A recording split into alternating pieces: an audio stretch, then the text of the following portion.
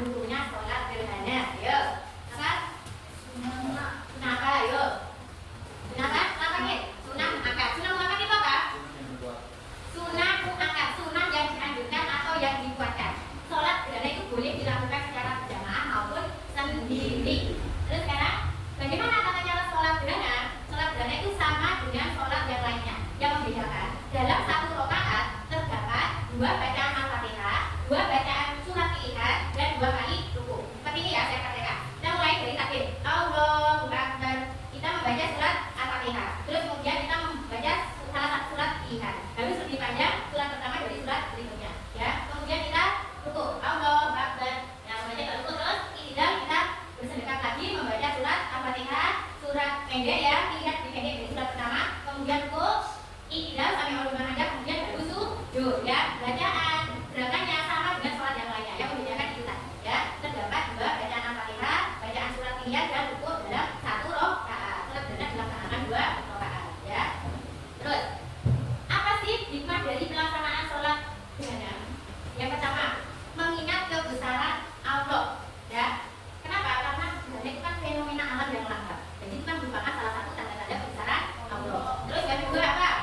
Menunjukkan kepada Allah. Nah, itu karena dengan adanya fenomena yang tidak seperti biasanya, maka iman yang dari diri kita itu akan menunjukkan rasa takut ya, karena berbeda dari fenomena lain yang biasa kita ya. Terus yang ketiga apa? Menunjukkan kepada Allah. Nah, itu nanti coba kalian kalau belajar kipasannya sama dunia, pasti ada proses terjadinya gerhana ya. Jadi ilmu agama itu nanti ada hubungannya dengan ilmu pengetahuan. Bahkan semua ilmu pengetahuan kalau kita cari dilakukan itu insya Allah ada ya. Terus selanjutnya sholat istisqa. Apa itu sholat istisqa? Salah satu bentuk sholat sunnah yang dilakukan oleh umat Islam untuk memohon turunnya hujan kepada Allah Subhanahu wa taala. Ya, sholat istisqa adalah sholat yang dilaksanakan sunnah ya, dengan tujuan meminta hujan ya. Jadi sholat istisqa dilakukan ketika kita terjadi kekeringan yang panjang yang memang benar-benar kita membutuhkan air. Itu dilaksanakan sholat istisqa. Biasanya dilaksanakan di jamaah dan di lapangan, di tanah lapang, di tempat yang luas ya, di alam terbuka biasanya itu ya. Hukumnya apa sholat istisqa? Yo, sunnah apa? Sunnah? Sunnah muakkad. Sunnah yang apa? Sunnah muakkad itu? Sunnah yang sangat dianjurkan atau dianjurkan sama tadi seperti sholat gerhana. Terus bagaimana tata cara sholat istisqa itu? Ya, tata caranya itu bagaimana? Sama seperti sholat wajib.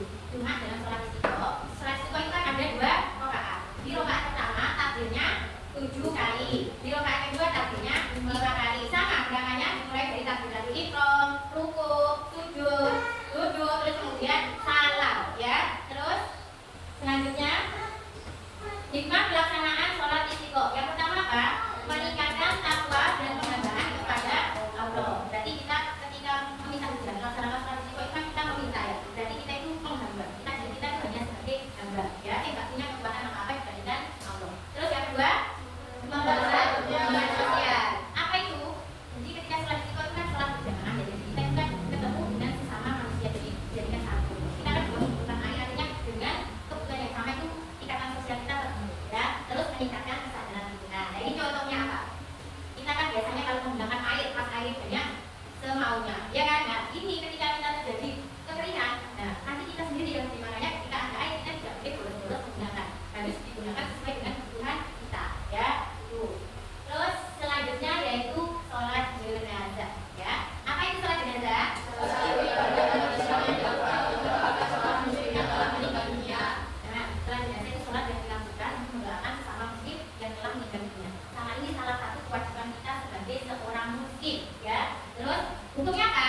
Ada yang tahu hukumnya sholat jenazah? Apa hukumnya? Fardu kifayah. Fardu kifayah itu apa? Fardu kifayah itu kewajiban kolektif. Kolektif itu apa? Apabila sudah dilakukan oleh sebagian orang, maka berpula kewajiban yang lain. Contoh, misal dalam suatu kampung, ya, ada orang meninggal dunia. Dalam satu kampung itu tidak ada satu orang pun yang mau mensolatkan. Berarti satu kampung itu terkena dosa.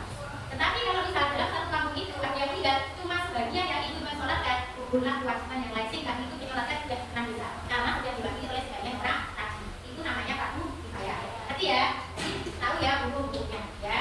Terus selanjutnya, nah, tata cara sholat jenazah. Sholat jenazah ini berbeda dengan sholat yang lainnya, ya, berbeda dengan sholat fardu, sholat wajib. Kenapa? Karena di dalam sholat jenazah tidak terdapat sujud dan ruku.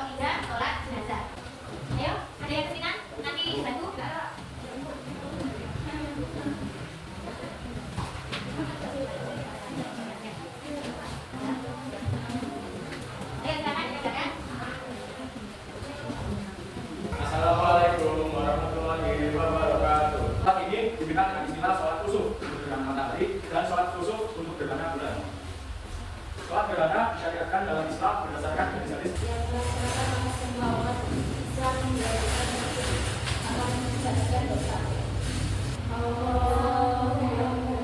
Allahumma shalli ala sayyidina Muhammad wa ala ali sayyidina Muhammad wa qul lana Assalamualaikum warahmatullahi wabarakatuh. Oke, beri tepuk tangan. Yang hukumnya pada bunyi payah. Apa itu bunyi payah? Yang wajib dilaksanakan oleh sebagian orang. Apabila tidak dilaksanakan maka gugur kewajiban yang lain. Alhamdulillah ya. Karena tata caranya gimana?